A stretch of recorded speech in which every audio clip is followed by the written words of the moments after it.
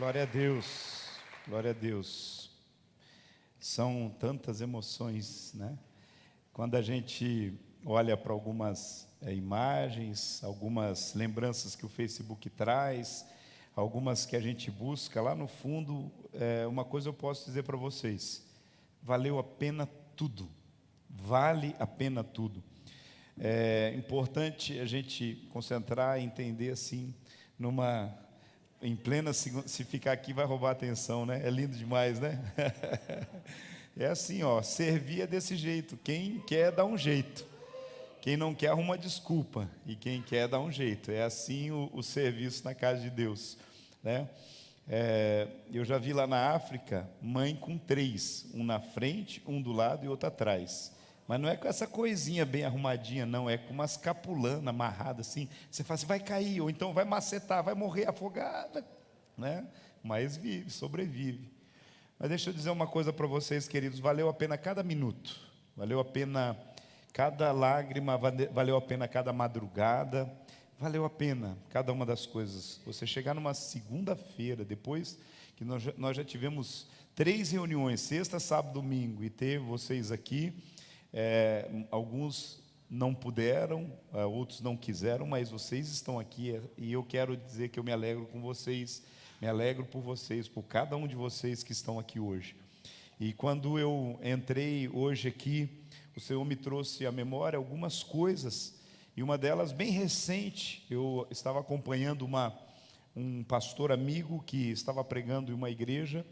3 cultos aconteceram no domingo, e nos 3 cultos havia fila do lado de fora da igreja para entrar. Eram cultos de milagres, né? Era uma campanha evangelística, um culto de milagres.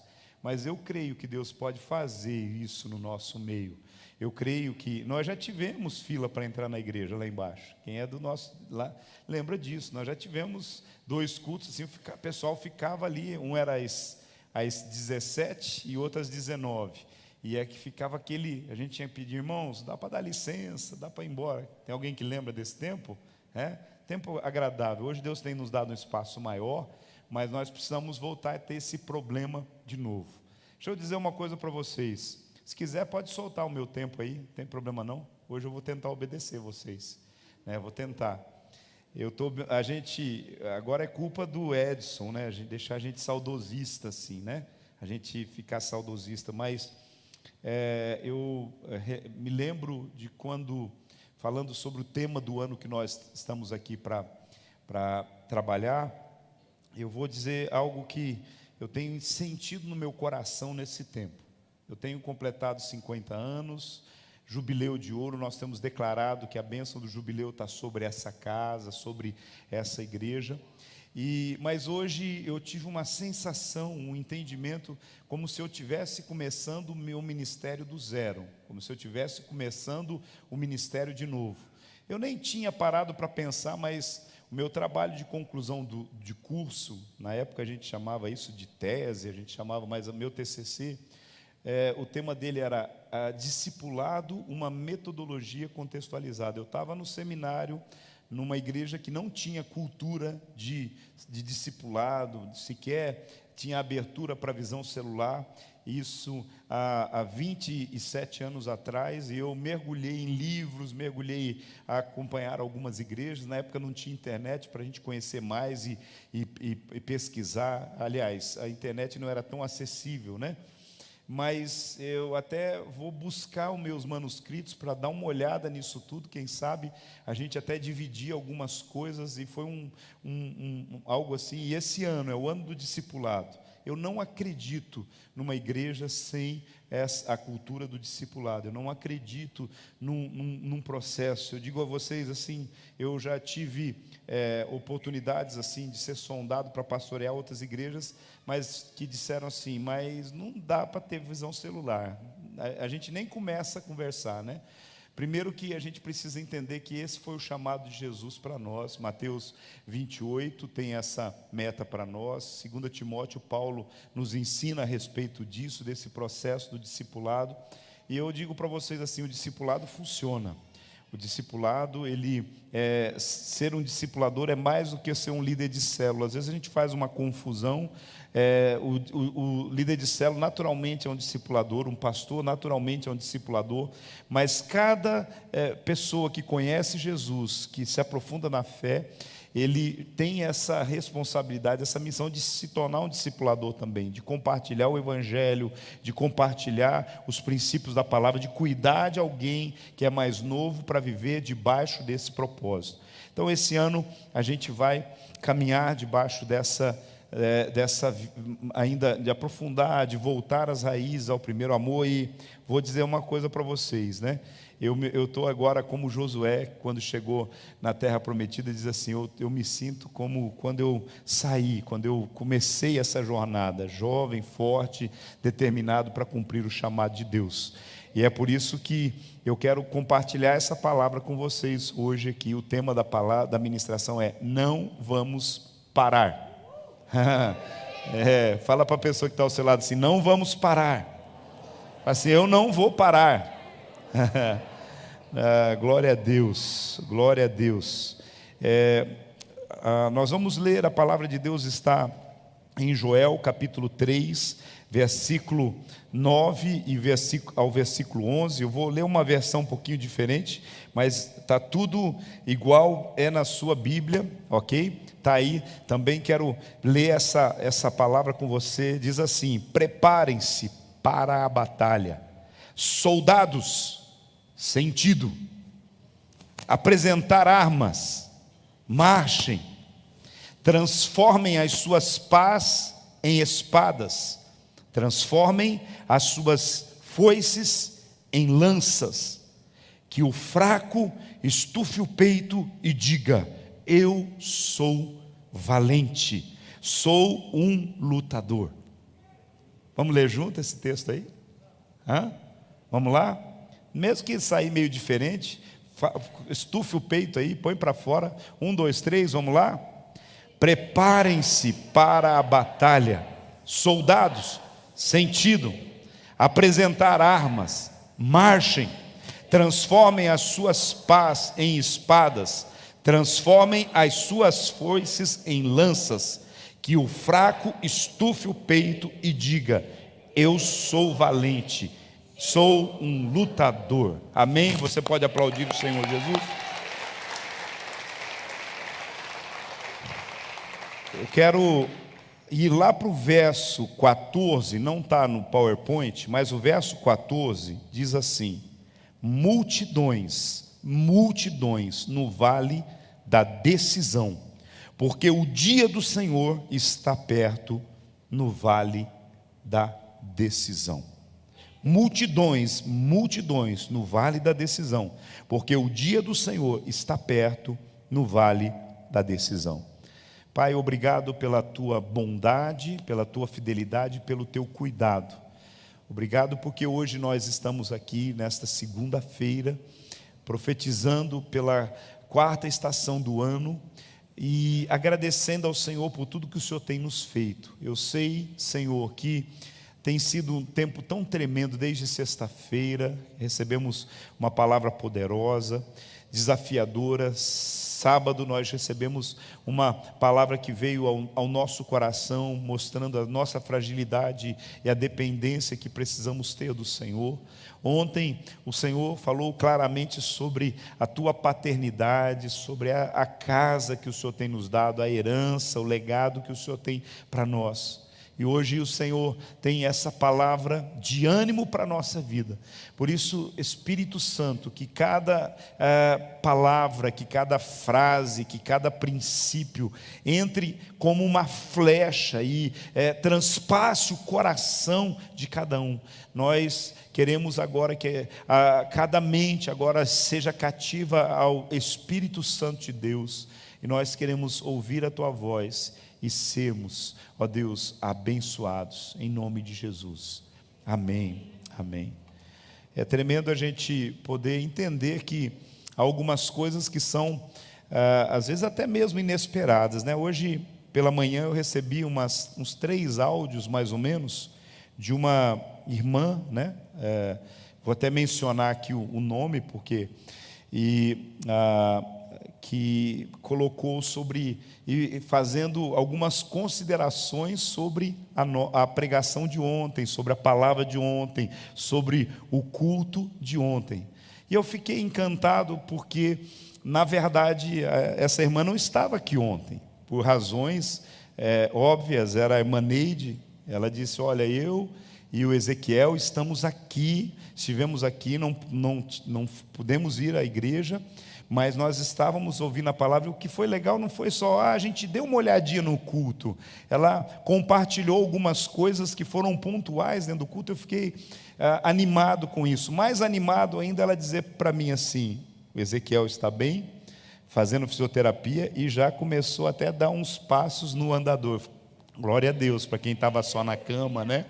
Vamos continuar orando pelo irmão Ezequiel, tenho certeza. Então é importante a gente entender assim, o feedback é tão importante quando as pessoas estão ávidas e prontas para receber a palavra. Por isso eu digo para você, enquanto você tem as pernas boas, enquanto teu coração está batendo direitinho, enquanto você tem saúde, fique em casa não. Porque depois você vai ficar morrendo de vontade. Falar, que vontade de ir na igreja. Tinha gente que estava no meio da pandemia, cheia de, ai, que saudade de estar com os irmãos, de estar na igreja. Aí chegou os cultos, mal vem na Santa Ceia. Eu quero dizer para você, o nosso discurso precisa estar alinhado com aquilo que Deus tem para a nossa vida. Mas hoje eu quero falar um pouquinho com vocês sobre não parar na caminhada, na jornada, diante dos desafios. E o tema é exatamente: não vamos parar. Não importa o que aconteça, não importa se estamos feridos, machucados, não importa se alguns nos abandonem, não importa se nós estamos sendo perseguidos por todos os lados, não vamos parar. Por quê? O texto, o versículo que eu li no final: existem multidões que estão no vale da decisão. Elas precisam tomar uma decisão, porque o dia do Senhor está próximo. E estando o dia do Senhor próximo, nós temos que levar essas pessoas a conhecerem a Deus, conhecerem os seus princípios, valores, seus propósitos, a sua vontade, e tomarem uma decisão pela salvação, para ter a eternidade de vida com Deus. Então, hoje eu quero também dizer para você, discipulador, quero dizer para você que é discípulo, você que é alguém que tem como anfitrião aberto a sua casa, cada um tem o seu desafio. O discipulador de poder dia a dia ter esse cuidado com os discípulos, o anfitrião é o desafio de manter a sua casa arrumada, preparada para receber os discípulos, e muitas vezes receber depois da célula uma casa bagunçada. Mas eu ouço alguns discipuladores falar assim: eu arrumo com tanto amor, com tanto carinho, sabendo que Deus tem me dado amigos mais chegados que irmãos. Deus tem dado a oportunidade da minha casa ser uma fonte de salvação, um lugar de avivamento, um lugar de transformação. Mas deixa eu dizer para você, esses tempos que nós temos vivido têm sido dias difíceis, de dores, de problemas, de dificuldades. Mas eu quero dizer para você assim: mesmo que esteja doendo, você tem que continuar. Não importa quão difícil esteja sendo a sua vida, você tem que continuar. Não importa se te traíram, te abandonaram, você tem que continuar. Não importa se você esteja fraco ou forte, sozinho ou acompanhado, perseguido ou apoiado, eu quero dizer para você, você tem que continuar. Olha para a pessoa que está ao seu lado aí e diga: você tem que continuar. Não, mas fala para ela acreditar mesmo. Diz assim: você tem que continuar. Sabe, nunca desistir é a chave. Nunca desistir é a chave. Pessoas vão continuar seguindo em frente, inspiradas pelo seu testemunho de perseverança. Quando você não desiste, é como tinha uma canção da Ludmilla: se você não desistir, para mim você é uma inspiração. Então, a gente precisa entender que muitas vezes pessoas, elas não estão muito interessadas no que nós falamos, mas ela está elas estão interessadas naquilo que nós mostramos da nossa jornada e da nossa caminhada. Quando elas veem você enfrentar desafios, dificuldades, problemas, se levantar de uma enfermidade, se recuperar de um problema conjugal, se recuperar de uma falência, se recuperar de uma traição, elas vão olhar e dizer assim: esse testemunho de perseverança me inspira. É incrível que ontem nós tivemos o prazer e o privilégio de ver a entrega dos presentes lá do Manancial.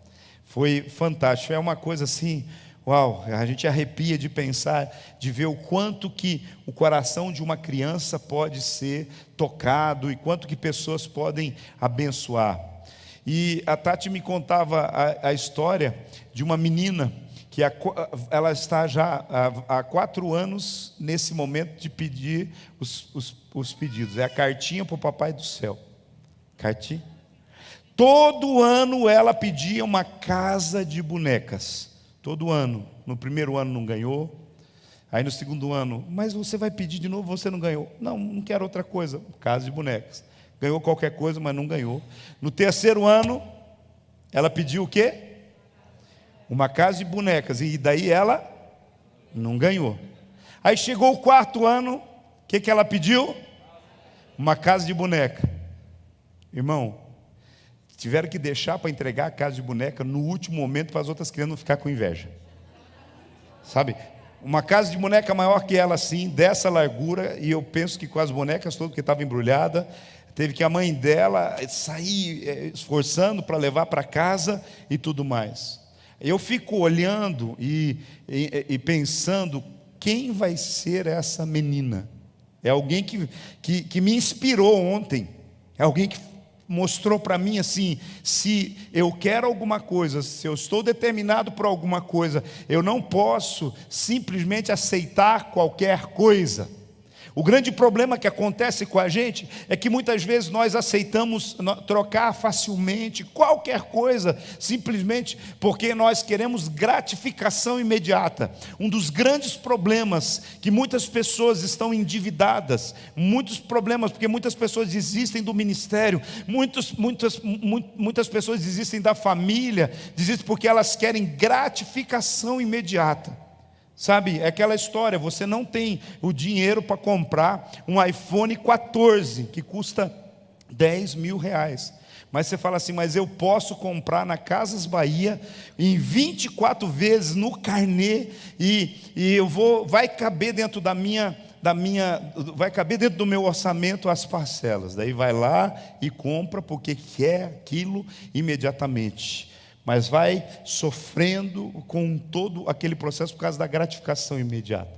E isso, a questão da gratificação imediata funciona em muitas coisas. Tem gente que mal chega na igreja, já querem assumir papéis e tudo, mas não entendem que há um trilho, há algo que nós precisamos crescer em Deus debaixo do propósito.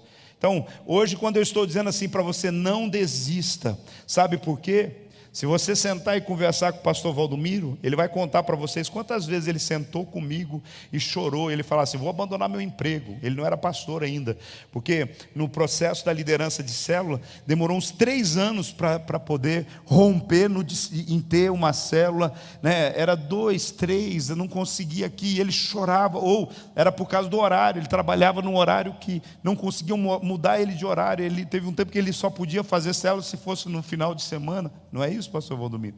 E ele vinha e ele chorava. Você sabia que uma das coisas que me despertou para o chamado que ele tinha era exatamente o fato dele não poder fazer e querer fazer discípulos? Sabe, essa determinação. E hoje, se você olhar ao redor, você vai ver quantas pessoas estão nessa igreja sendo discipuladas, ministradas, sendo ativadas, tocadas, por causa que alguém decidiu não desistir, decidiu seguir em frente, decidiu continuar. Então, a perseverança, ela traz para nós sempre um testemunho vivo daquilo que Deus pode fazer. Hebreus capítulo 10, versículo 35 e 36 diz assim: haja o que houver, não deixem desfalecer a sua confiança no Senhor. Lembre-se que vocês serão ricamente recompensados. Vocês precisam ser perseverantes e continuar fazendo com toda a paciência. Ainda vem junto, né? Além de perseverante, tem que ser ainda paciente, com toda a paciência, a vontade de Deus, se quiserem receber tudo aquilo que Ele lhes prometeu. As promessas de Deus, elas são condicionais. Elas estão condicionadas. Se a salvação é de graça, a graça, ela é favor imerecido, a gente recebe.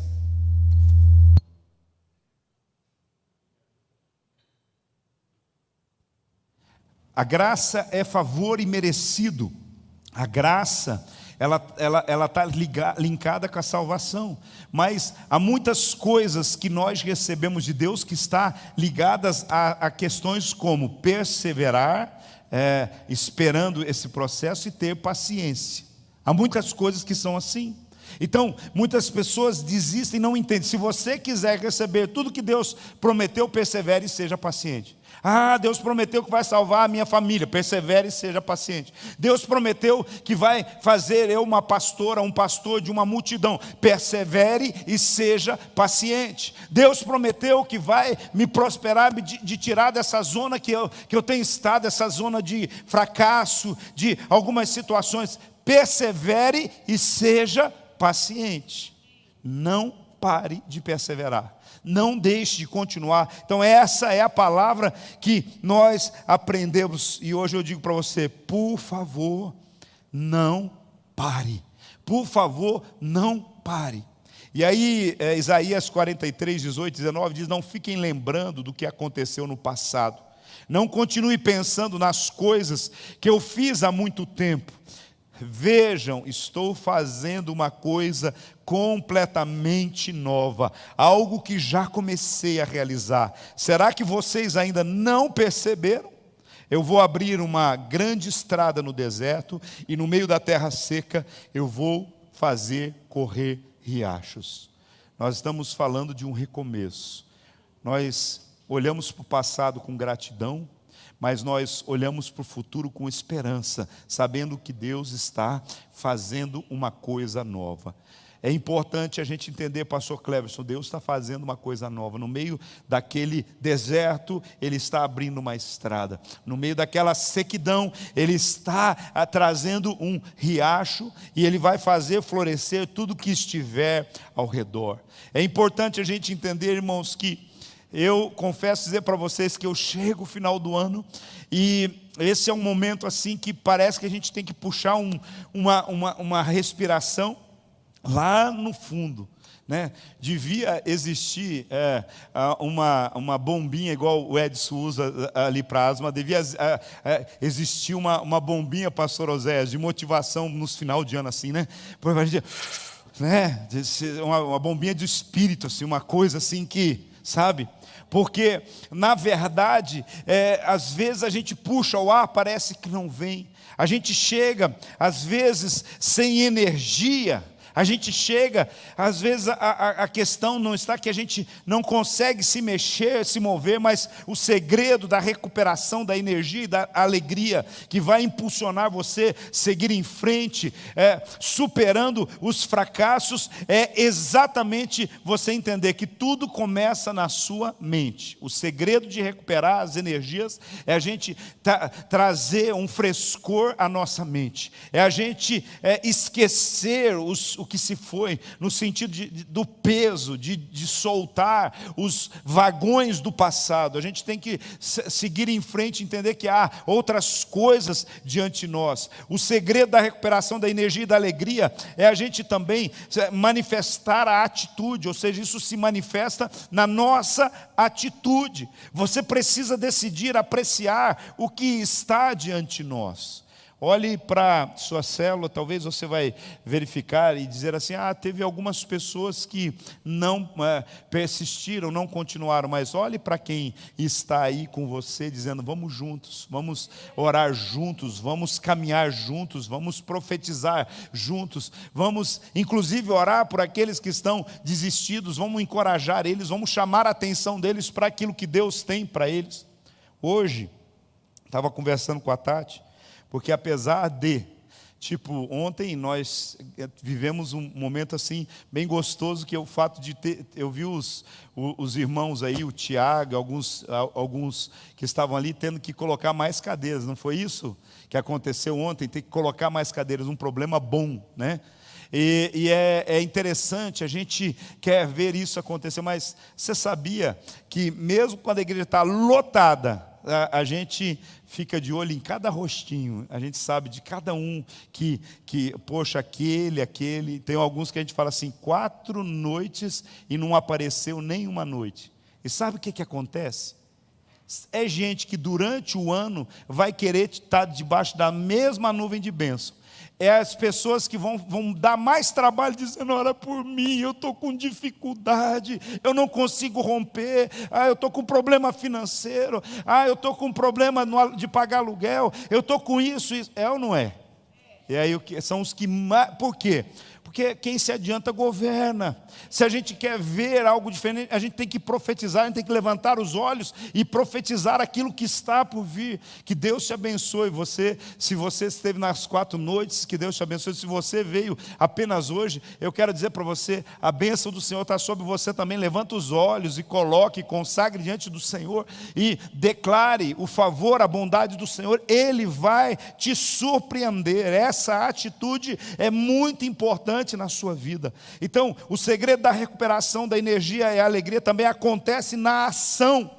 Quando você tem o princípio da prática da espera ativa. Tem muita gente que quando está esperando alguma coisa, ele senta e cruza os braços, ou ele está esperando alguma coisa acontecer de Deus na sua vida, ao invés dele se preparar para quando o milagre, a bênção vier, ele fica perdendo tempo na internet, fica perdendo tempo nos TikToks da vida aí. Meu irmão, eu até sugiro que se você for gastar o seu tempo, vai ouvir a pregação de vários pastores aí, se você quiser eu indico aí uns 10 pelo menos, que são inspiradores, que vão ajudar você a crescer. Vai fazer um cursinho, vai ouvir alguém que realmente vai estudar e se preparar para o próximo passo. O que é que você está buscando em Deus? É um emprego? O que é que você está esperando em Deus? Um casamento? Então vai ler livros sobre como ser um bom esposo, como ser uma boa esposa, se preparar para surpreender, para quando a bênção de Deus chegar, você está pronto.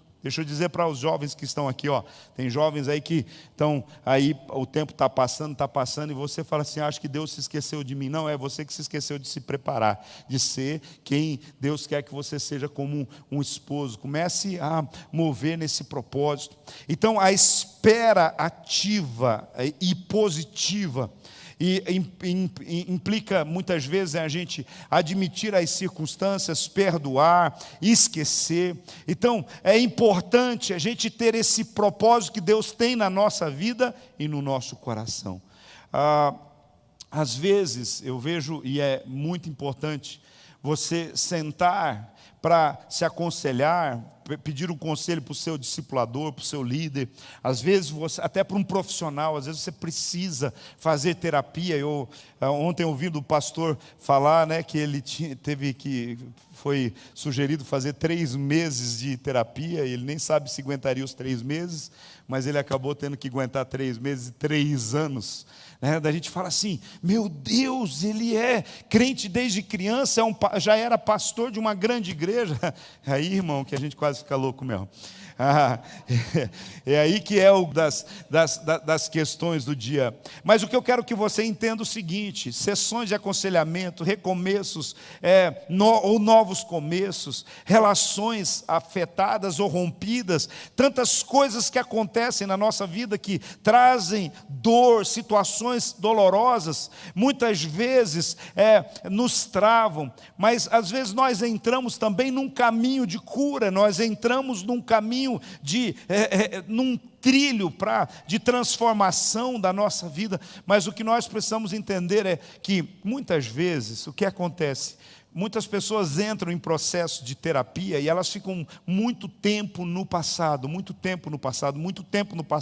travado no passado. Precisa deixar o passado, precisa começar a olhar o que está se passando no presente e pedir a ajuda de Deus e a ajuda de quem está sendo terapeuta, o conselheiro, me ajude a acessar o futuro, me ajude a virar essa chave, me ajude a cumprir o propósito que Deus tem para a minha vida.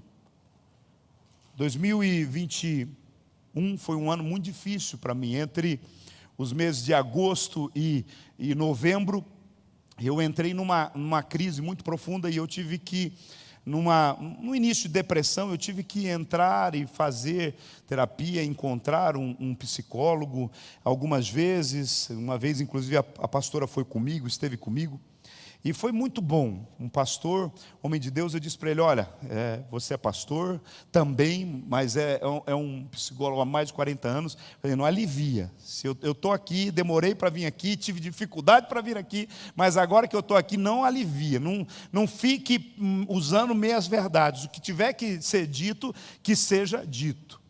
E foi muito bom, foi um tempo muito precioso e normalmente a gente passava bastante tempo conversando, mas acho que na antepenúltima vez, antes de terminar o tempo lá, quando a gente estava terminando um momento da terapia lá, ele fez uma pergunta para mim. Ele disse assim: olha, eu vou fazer essa pergunta e vou realmente usar, porque nós somos de fé, e eu quero usar o nome de Deus nesse processo, mas hoje, se Deus descesse aqui, né, ou ele disse assim: se eu fosse Deus, e eu dissesse para você assim: Elian, faça 3 pedidos, o pedido que você quiser, 3 pedidos, e eu vou conceder esse pedido para você. Se Deus chegasse e falasse isso para você agora aqui, o que você ia pedir? Eu quero dizer para você o seguinte: naquele momento assim, a hora que ele falou isso assim, parece que deu um frio no meu estômago, aquilo subiu do estômago para a cabeça e eu travei. Eu olhei para ele assim: mas eu tenho que falar agora? Sabe? Daí ele assim: não, você não precisa falar agora. Talvez você pergunte assim: mas apóstolo, tantas coisas aí, você podia falar assim: quero uma igreja gigantesca. Eu quero eu quero o dinheiro na conta, eu quero poder ter recursos para viajar o mundo a hora que quiser. Senhor, eu quero. Mas deixa eu dizer uma coisa para você: naquele momento eu estava entregue a um processo de cura, e naquele momento eu literalmente travei. Por quê? Eu estava lá porque eu estava com problema. Eu estava lá e naquele momento eu não me sentia digno, eu não me sentia capaz, eu olhava e sabia de tantas coisas. Não, mas isso não. Por que eu não queria as coisas? Porque eu achava que eu não tinha capacidade para gerir a bênção que Deus desse para mim. Talvez eu podia falar assim: não, eu quero uma cura, eu quero isso, mas naquele momento eu, muito honesto comigo mesmo, muito honesto com o terapeuta, muito honesto com Deus, eu travei. E aí fui. Ele falou: na próxima você... Aí o que aconteceu, irmãos? Eu passei uma semana inteirinha assim, e eu não conseguia. A Tati sabe disso. E eu não conseguia. Sabe quando alguma coisa entala na garganta? E toda vez que eu pensava nessa pergunta que eu tinha que responder, entalava na minha garganta. E aí, para azar, era toda terça-feira que ele me atendia, tinha um feriado na terça-feira, e quando foi segunda-feira ele mandou um WhatsApp, falou: olha, infelizmente não vai dar para te atender na terça-feira, vai ficar para outra semana. Eu falei: ok. E eu falei: mais uma semana, e o feriado e tudo mais. Irmãos, deixa eu dizer uma coisa para vocês. Quando eu cheguei de volta, eu sei que na outra semana ainda não pude, 3 semanas depois, eu cheguei de volta lá. E quando eu cheguei de volta lá, eu perguntei para ele assim, ele falou: e a pergunta que eu te fiz? Eu perguntei para ele assim: doutor, eu posso pedir uma coisa só? Pode ser uma coisa só? Daí eu expliquei para ele: olha, esses dias todos eu estou mas eu posso pedir uma coisa só? Porque agora, no meu coração, eu quero uma coisa só. Então fala, não, pode ser, você tem direito de pedir 3, pede uma só. Eu não estava querendo imitar Salomão, mas eu não tinha outras coisas, eu simplesmente, naquele momento, eu disse assim, eu preciso voltar a sonhar. Eu preciso de ter o brilho nos olhos de novo pelo futuro. Eu preciso voltar a sonhar. Quando eu falei isso para ele, ele sorriu para mim e eu comecei a chorar. E estancou o meu coração. Eu não tinha chorado uma vez sequer na terapia. E naquele momento, é como se todo o peso dos meus ombros tivesse saído, como se o meu coração estivesse arrebentado. E eu quero dizer para você, daquele dia em diante, no mês de novembro de 2021, o meu coração começou a bombar de novo, diferente. E eu tenho outro brilho nos olhos, eu voltei a sonhar. O diabo tem tentado roubar, matar os meus sonhos, destruir, atacar por todos os lados, mas eu quero dizer para você, eu continuo sonhando, meus olhos continuam brilhando. Você pode dizer assim, mas você não tem os seus momentos de mergulho? Tem os momentos da tristeza, tem o momento do cansaço, tem o momento de muitas coisas, mas eu continuo sonhando, eu continuo olhando para frente, eu continuei aprendendo sobre esse princípio da espera positiva, ativa. Eu trouxe mais claro diante de mim a perspectiva de perdoar, de deixar para trás, de seguir em frente, de reconstruir aquilo que precisa ser reconstruído na nossa vida. Então, o que nós precisamos entender é que o tempo sempre seguirá o seu curso, pouco a pouco, até que a gente possa chegar lá. Como um rio que segue o seu curso na direção do mar, doando um pouco de si, mesmo aqui e ali. Preste atenção como que essa metáfora do discipulado, né? É o rio que deixa um pouquinho de si aqui e ali, sendo represado em um e outro lugar, mas ele segue o seu curso na direção do mar, que é o seu propósito. Assim é você. Seguir em frente é uma decisão vital e necessária. Seguir em frente na direção do seu propósito, na direção daquilo que Deus tem colocado na sua vida. Por favor, não pare. Não pare de sonhar. Não deixe os seus olhos embotar. Não deixe perder o cheiro das águas. Não deixe perder o cheiro do frescor das coisas que estão diante de vocês. Esse ano que nós estamos terminando, acho que no mês de maio, eu embarquei para Londres. E quando eu embarquei para Londres, eu já vi uma algazarra no salão de embarque lá em São Paulo, assim. Me deparei com um grupo assim expressivo, festivo, de mulheres, né? E eu vi aquelas mulheres todas arrumadas e tudo mais. E me despertou a curiosidade, né, de saber o que é que aquilo estava acontecendo. Mas eu não precisei nem perguntar nada para ninguém. E de repente eu vi aquelas mulheres animadas, simpáticas, alegres. O que elas eram? Era um grupo de mulheres da Mary Kay. A mulherada já deve saber o que. Elas haviam sido premiadas no Brasil inteiro por suas boas atuações. E agora elas estavam viajando em grupo, né, para a Europa.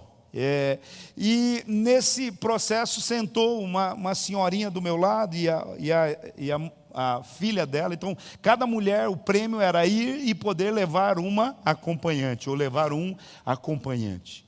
E era incrível, aquelas pessoas, a maioria delas era a primeira viagem de avião, a primeira viagem internacional, sabe? E elas estavam ali por causa de uma pessoa chamada Mary Kay. É uma história assim interessante. Aí eu fui procurar entender um pouquinho. Eu sabia o que era Mary Kay, da questão aí desses cosméticos de excelência e tudo mais. Mas eu descobri que a história dessa mulher foi uma história de superação fantástica. A fundadora desse empreendimento global foi exatamente porque ela decidiu não parar, ela decidiu não desistir, ela decidiu mesmo diante de muitas oposições, seguir em frente rumo ao sonho dela. Deixa eu ler para você um pouquinho da história dela rapidamente. Nos anos 50, Mary Kay, Ashe foi a primeira mulher a sentar-se no conselho da diretoria da World Gift Company. Embora ela tivesse conquistado um lugar no mundo corporativo, seus sócios recusavam-se a levá-la a sério. E a acusavam de pensar como mulher. Qual é o problema de pensar como mulher? Né? A mulher tinha que pensar como homem, judeu. Né? Então, a acusavam de que ela pensava como mulher. Frustrada, então ela se aposentou. E em 1963, ela decidiu escrever um livro destinado a ajudar as mulheres no mundo dos negócios. Sentada à mesa da sua cozinha, ela enumerou todos os pontos positivos sobre as empresas aonde havia trabalhado, assim como as coisas que podiam ser melhoradas também. E ao fazer isso, Mary Kay criou um plano de marketing para o qual era o seu ideal de empresa. O seu contador, o seu advogado desencorajaram, mas com o apoio do seu marido, ela criou uma nova linha de cosméticos, recrutou, treinou uma equipe de vendas composta exclusivamente por mulheres. O seu lema ela tinha um lema: Deus em primeiro lugar, a família em segundo lugar e a carreira em terceiro. Era o lema. Ela tinha um lema que ela ensinava a todos: olha, coloque Deus em primeiro lugar, a família em segundo lugar e a carreira em terceiro lugar. Com uma loja de rua em Dallas, Estados Unidos, e um investimento inicial de $5 mil, a Mary Kay Cosmetics ganhou $200 mil no primeiro ano. Quadriplicou esse valor no ano seguinte. E quando a coisa se tornou pública, em 1968, as vendas estavam acima de $10 milhões. Hoje, coisa de 55 milhões de reais. Mary Kay escreveu 3 best-sellers. O seu modelo empresarial é ensinado em Harvard. A Fortune Magazine elegeu a sua empresa como uma das 10 melhores companhias para mulheres, assim como uma das 100 melhores companhias para trabalhar nos Estados Unidos. Quando ela faleceu em 2001, Mary tinha 800 mil consultoras de belezas independentes em 37 países, com vendas anuais acima de $2 bilhões. Sabe por quê? Porque ela decidiu não parar. Ela decidiu ser imparável. Então eu quero dizer para você aqui hoje, independente por como você entrou aqui, por que você entrou aqui, se teu questionamento, a tua questão é com relação ao processo principal aqui, que é o discipulado, é o ministério, o chamado que Deus tem para você, se a questão é com relação à tua vida profissional, os seus sonhos, eu quero dizer para você, primeiro, você precisa ser indesistível. Segundo, você precisa ter uma visão bem clara. Você precisa ter os olhos abertos e ter uma visão bem clara. Me ajuda aí. Acho que está aí os pontos. Né? Você precisa ser indesistível. Você precisa ter uma visão clara. Você precisa ter uma determinação inabalável. Ninguém pode abalar a sua determinação. Eu vou fazer, eu vou fazer e eu vou fazer. Igual aquela menina do manancial. 4 anos. E ela ganhou. Agora você imagina o que é que ela vai ganhar na vida se ela continuar a vida com essa determinação. Se ela decidir casar com um homem sério, com um homem de Deus, se ela decidir casar, e ela dizer, não, só vou casar quando aparecer o homem certo. Sabe, diante dessas coisas, uma determinação inabalável no nosso coração. Há recompensas que trarão uma alegria maravilhosa e um senso de cumprimento de propósito. Escute isso, alegria e senso de cumprimento de propósito. Não tem nada mais poderoso na nossa vida do que quando a gente diz assim, eu estou cumprindo o propósito para o qual eu nasci, para o qual eu fui criado. Sim, e eu quero dizer para você aqui, escute, todos vocês que estão aqui hoje, você nasceu para vencer e para inspirar e ajudar outras pessoas a ser bem-sucedidos. Vou dizer de novo, você nasceu para vencer e a ajudar e a inspirar outras pessoas a ser bem-sucedidas. Não pare. Sabe o que é isso? Discipulado. Quando você ajuda pessoas a serem bem-sucedidas, quando você ajuda pessoas a voltar a sonhar, quando vocês ajudam pessoas a sair do seu lugar, da sua mesmice, você está fazendo discípulos. Alegrem-se por isso. Se bem que agora é possível que vocês fiquem tristes por algum tempo, por causa dos muitos tipos de provações que vocês estão sofrendo. 1 Pedro 1,6. Não importa se há uma provação que vocês estão passando, entenda isso. Hoje eu conversava com um pastor e ele falava assim: eu usei o seu testemunho para poder ajudar outros pastores em outro lugar, o seu testemunho, para que eles pudessem realmente entender que eles não estavam tendo o maior problema da vida deles. Eu falei assim: se tudo que eu tenho passado nos últimos anos não servir pelo menos para ser um testemunho de superação, então não valeu a pena ter passado por tudo que eu passei. Então, diante disso, nós precisamos ter esse entendimento que a palavra diz: agora, fique alegre, permaneça alegre. É possível que agora você esteja passando por lutas e dificuldades, mas permaneça alegre. Não pare, por favor, não pare. Hoje eu quero desafiar você a tomar decisões na sua vida. Eu estou aqui para falar para você sobre o próximo ano que está diante de nós. Tome decisões na sua vida, decisões urgentes. Sabe, existem algumas questões que não podem esperar mais.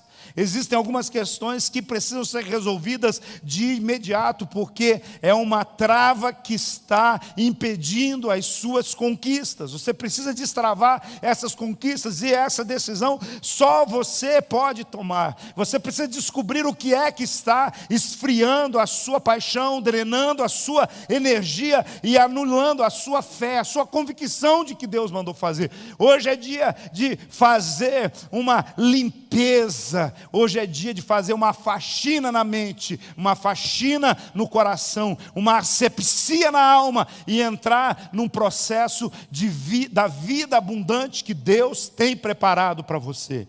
Quando nós estamos falando de ser o ano do discipulado, ele não vai ser um ano menor ou pior do que o ano dos céus abertos. Não, vai ser o ano de nós vivermos intensamente milagres que só acontecem no relacionamento do discipulado.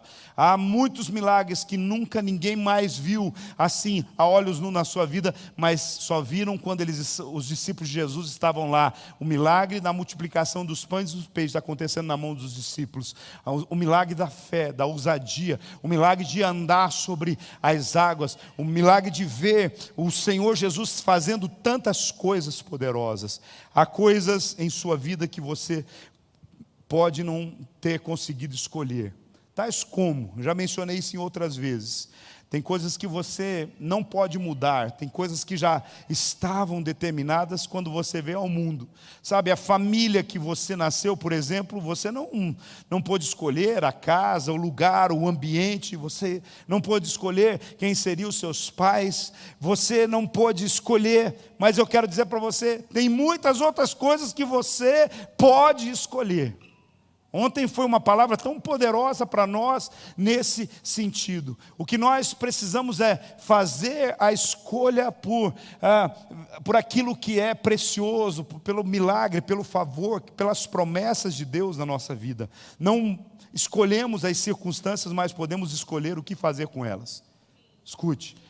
Você não escolhe as circunstâncias que você viu, mas você vai escolher o que você vai fazer. Se você vai deixar a circunstância difícil te afundar, ou se você vai falar assim: você pode vir contra mim com espada e com lança, mas eu vou contra ti em nome do Senhor dos Exércitos. Não importa se essa circunstância é um baita de um gigante, armado, treinado e com um alvo de te destruir. Se você decide nessas circunstâncias dizer assim: eu vou te vencer, gigante, Eu quero dizer para você, aí você percebe que o gigante Golias, ele não veio para envergonhar Davi, apesar de ser o objetivo dele, mas Davi, ele foi assim, como uma catapulta, ele foi lançado para o seu destino profético, para o seu futuro. Ele foi agora de uma forma reconhecido como um grande vencedor, porque ele encarou aquele desafio como uma oportunidade. Deus, Ele quer dar lições aos seus filhos, e quando Ele quer dar lições aos seus filhos, Ele os manda para a escola da aprovação. Felipe, quando Deus quer dar lição para você, Ele te manda para a escola da aprovação. É ou não é? E aí o que você escolhe nessa escola da aprovação? Está no meio dessa escola de aprovação hoje, aprenda a lição para que você não tenha que voltar a repetir de novo. Tem gente que está com o disco furado, tem gente que volta e diz, o que está acontecendo? Parece que eu estou andando em círculo, é porque não aprende a lição. A escola da aprovação é a lição que nos faz entender que a nossa vida não é uma vida de facilidades, porque nós fomos feitos para vencer os grandes desafios que estão diante de nós. Algumas frases aqui são clichês, e uma delas é o seguinte: são os ventos contrários que fazem uma pipa subir. Você pode perceber também outra coisa: o avião, normalmente, ele decola só no final da pista. Às vezes você está muito apressadinho, não acontece, irmão, vai acontecer, até chegar no final da pista, vai decolar, e você vai viver o sonho, o plano, o propósito que Deus tem para você, e toma isso para a sua célula, para o seu ministério, para o seu chamado, para o seu negócio, que você está ali pensando, eu vou fechar, eu vou parar. Eu quero dizer, pensa bem no que é que Deus te prometeu, se isso é algo de Deus mesmo, vai em frente, porque a sua atitude determina a sua altitude. Então, a sua atitude determina a sua altitude. Então, é importante você entender esse processo. Às vezes a gente fala assim, não, mas parece que a pessoa precisa ter pensado mais, mas tomou uma atitude. Então, às vezes é melhor você decidir do que você não decidir. Às vezes é melhor decidir mal do que não decidir. Porque quando você decide mal, pelo menos você está sendo ousado em cumprir, em fazer alguma coisa. A inteligência sem atitude gera frustração e pessoas mal sucedidas. Muitas pessoas, elas possuem uma inteligência privilegiada, eu conheço gente assim, mas são passivas, porque tem inteligência, sabe todos os vetores, os fatores, o que poderia dar certo, o que poderia dar errado, mas elas são passivas, não têm atitude, e é por isso que acabam tendo que se submeterem àqueles que tiveram atitude. Às vezes tem gente inteligente, capaz, preparado, que ele tem que submeter a alguém que não sabe nada, mas tomou atitude e saiu na frente. Aí, às vezes, parece que tudo vai dar errado, mas eu quero dizer para você, Deus honra uma atitude. Deus honra uma atitude. Deus honra. Você pode ver aquela mulher quando ela quebra o vaso de alabastro nos pés de Jesus, quando ela todo mundo, meu Deus, que bobagem que essa mulher fez, olha o desperdício. Jesus, espera aí, a história dessa mulher vai ser contada em todos os lugares por causa da atitude que ela tomou. Então eu quero dizer para você, às vezes as pessoas vão julgar as suas atitudes, mas Deus vai honrar sempre as atitudes que você tomar de forma positiva. E eu, terminando essa palavra, quero dizer para você, esse é um tempo da gente agir, se mover debaixo do propósito de Deus, com as armas da sabedoria. Não pare, decida agir pelo seu propósito, descubra o seu propósito e dê a vida, e dedique a sua vida para viver por ele. Quando a gente está falando de propósito, a gente podia entrar numa outra ministração, mas quando a gente fala de propósito, às vezes a gente pensa numa coisa inatingível, numa coisa apenas do ponto de vista mental, mas o que é o propósito? O que é essa palavra forte, poderosa, que todo mundo fala e importa? O que é? O dicionário diz o seguinte, que propósito é uma grande vontade de realizar ou de alcançar alguma coisa. Então eu tenho um propósito de alcançar, eu tenho uma vontade, uma determinação. Ainda diz o seguinte, o que se quer alcançar ou aquilo que se busca atingir. Propósito também é o que que se quer fazer, ou aquilo que se tem a intenção de fazer e realizar. Veja essas 3 palavras que nós encontramos: realizar, alcançar e fazer. Fala comigo: realizar, alcançar e fazer. Então, isso é um verbo, e verbo indica ação, indica algo que nós vamos na direção desse propósito. Às vezes a gente estuda e pensa e considera filosoficamente o que é um propósito, mas o propósito nada mais é do que você realizar, alcançar e fazer aquilo que Deus tem colocado para você. Para Deus, o real significado da palavra propósito é pessoas. Realizar, alcançar e fazer. Realizar a obra do Senhor, alcançar o propósito que Ele tem para a nossa vida e fazer discípulos semelhantes a Jesus. Então, para Deus, o real significado de propósito é pessoas. Então, tudo aquilo que nós fazemos na nossa vida, hoje é dia do discipulador, tudo que nós fazemos na nossa vida tem que estar ligado nesse objetivo de ajudar as pessoas. Isso é sério, é importante e ligado ao maior de todos os mandamentos de Deus. Qual é o maior de todos os mandamentos?